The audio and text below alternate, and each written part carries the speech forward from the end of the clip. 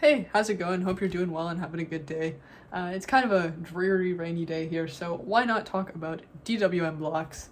So I'm just going to go through why you would want to use DWM blocks, and how to set it up, how to download it, and how to do the basic configuration, and how to write your first module for it. And I'm just actually going to explain my system stats module here, so how I'm getting what you see in the bar here, and that is the script I have here.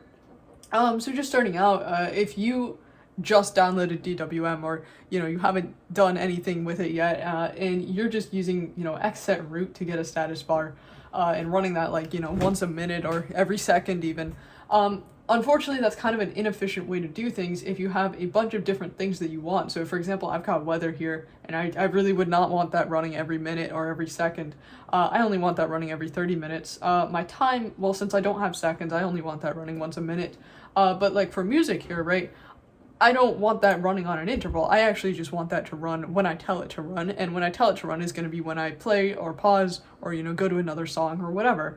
So you can see if I just unpause the music here, that just changes to like a little music note, and I repause it, gives a pause button.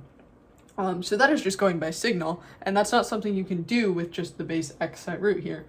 So the solution for that is dwmblocks, which is a great little program. This is the original repo of it. I'll link it in the description.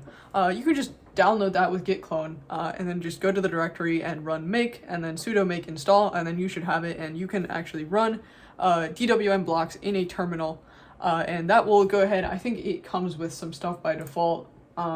Yeah, it's got memory and date by default, so if you just run that in a terminal, you'll see, yeah, it worked, you set it up. And then you could add that into your xinitrc, or your, if you've patched DWM with a auto start, you can add that there.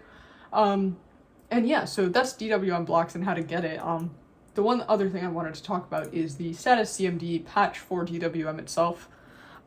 This would just go in your DWM, well, yeah, itself. It's not a separate program. So this is just a patch. If you don't already know how patches work, I will put the commands you need in the description. If you do already have a bunch of patches, then I'm sure you know how it works, and I'm sure you'll know that you can't necessarily follow those exact commands, since if you already have patches, usually it'll just get harder to patch once you have patches, since how a patch works is it's just looking for specific lines, and then adding in or removing other lines at those lines. So then the more patches you have, the more the lines kind of get moved around, so you might not have the lines you need. But anyways, if you don't have any patches, you should be good to just follow the commands I put. Of course, I would recommend reading up on patches, and I'll make a video about patching at some point.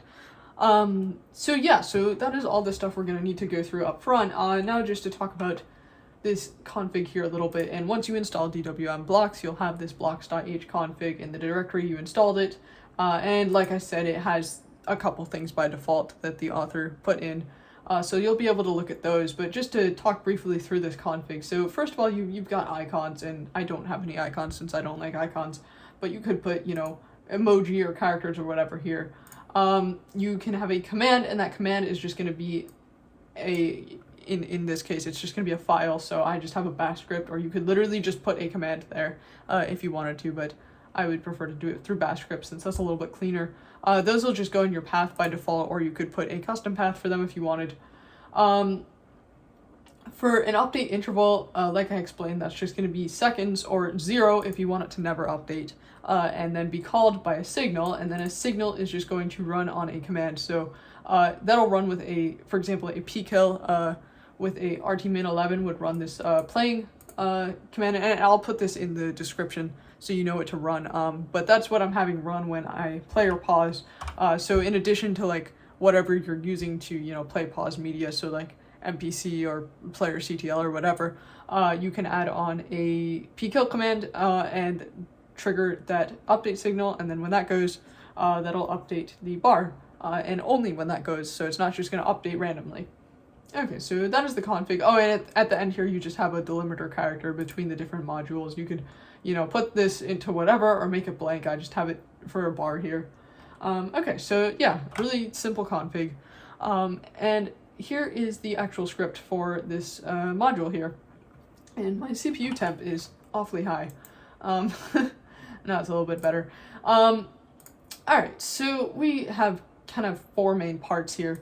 So I've got the variables here that are actually just going through system commands to get the info I need. Then I've got a notification color, just saying if the CPU is hot, make it red. If it's cooler, make it green. I have what is actually getting sent to the status bar here, and this is just echoing these variables with a little bit of extra text, so I can add on the degrees Celsius and the gigs here.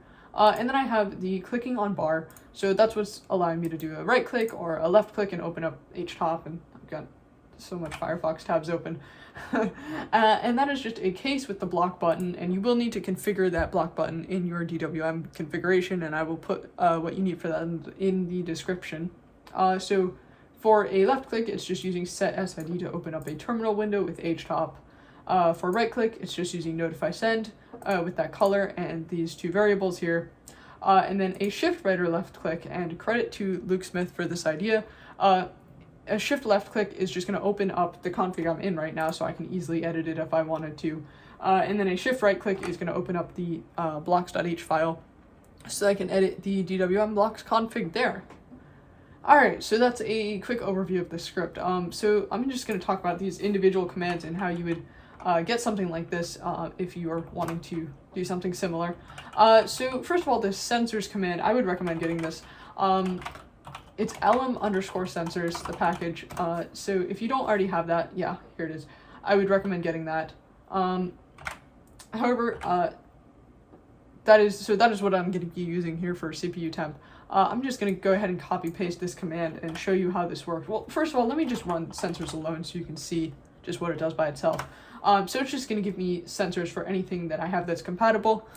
Usually it kind of gives you a clue as to what the sensors are for. So for example, like this is going to be NVMe temperature sensors. But what this command is going to do, so first of all, let's just talk about this awk statement. I happen to know my CPU. I'm going to want this number in this TDIE thing here for CPU. So I'm going to just use awk to get that line that CPU is, or the TDIE is on here. And then I'm going to print the second field. So the second field here is what's going to have that temperature for me. So I go ahead and run that, and that's going to give me that plus 63.8 degrees Celsius. And because I want the formatting a little bit differently, I'm also, I'm sticking on a, I didn't paste that in. I'm sticking on this set here to just remove the plus. So I'm saying use a substitution to remove the plus, replace it with nothing. Semicolon to add on another substitution, and then substitute this dot here and everything afterwards with nothing, just because I don't want anything after that dot there. So then if I run this, I just get that plain 63 number, and you can see with the echo down here, that's what the CPU temp variable is. So I've got that, I'm echoing that with a degrees Celsius on it, and that is the first part of this bar here. So the second part is just memory. And I'm just using the free command for that, and that's just going to show you memory and swap, total, used, free, etc. I could just use free with a H flag on it to get the number. However, I want a slightly different format than that, since I'm kind of OCD about the formatting. So I'm just going to use this command here. Let me paste this in here, and we've got that exact number there. And what we're doing, we're doing the same thing with awk, where it's just get the line with memory on it there, print that third field, and then, well, actually, let me just do free-m so you can see what it's actually doing. So for use there, we're just dividing that by 1,000. And then at the end, I'm just cutting off the last 4 characters here. Let me just retype that. So that way or sorry, not cutting off the last 4 characters, cutting so it only is the first 4 characters. So that way I just have the 11 and then a dot and then a 0, and then if it's under 10, if it's like 9.57, it'll show 2 decimal points if it's under 10. But yeah, I just want those 3 digits for the memory. So that is how I'm getting the memory, and once again I'm just adding that into that echo to send it up to the bar here with a G on the end. And then lastly, for the notification, I've got this CPU use and a GPU temp. So I'm just using iostat -c for CPU use, since iostat can give you statistics there. And so let me just copy paste that down real quick, and I will go ahead and put that into here just to see what that gives. And so what this is doing is we're just saying take off the first 4 and last 4 lines. And so I'm piping it into awk to do that. Piping it into awk again with printing out user CPU use, first field, new line system CPU use, and then third field, and I'm putting percents on the end. And of course, if you are great at awk and want to tell me how to improve my awk statements or better ways to do this, go ahead. Obviously, there's kind of a million ways to chop up, you know, command output like this. So it's probably just going to come down to personal preference and, you know, the shortest you can do it. But, you know, if you want to tell me how to do awk better, feel free. And then lastly, GPU temp is pretty much the same thing as CPU temp, but just for GPU and with a slightly different formatting there. So then for the notification color, it's just saying, all right, if the CPU temp is greater than 75, so greater than 75 degrees, then the color is going to be red. Else, if the CPU temp is greater than 65, the color is going to be yellow. And finally, else, so anything else, so less than 65, the color is going to be green. Feed to finish that off, so if I click this, it's green right now, because it is less than 65. So I went through the echo descent to bar, I went through the clicking on the bar, and that is pretty much this whole script. So really, it's a pretty simple script, and the most complicated part is probably doing the awk and sed. And if you're struggling with that, you can really just like look up guides for awk and sed, or just look up the specific thing you're trying to do, because chances are somebody else will have tried to do it. And yeah, so that is just this particular module. I'm sure I will be making another video on a different module at some point, and just going through more DWM stuff in general. So I hope this got you started with dwmblocks if you haven't used it before.